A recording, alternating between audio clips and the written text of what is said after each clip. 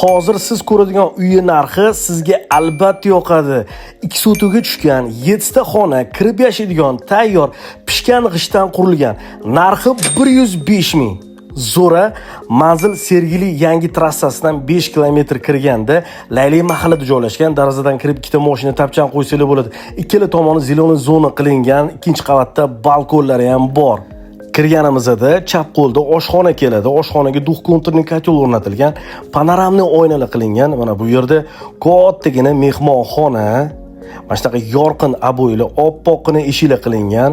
Bu mana birinchi qavatga mo'ljallangan umumiy sanuzel.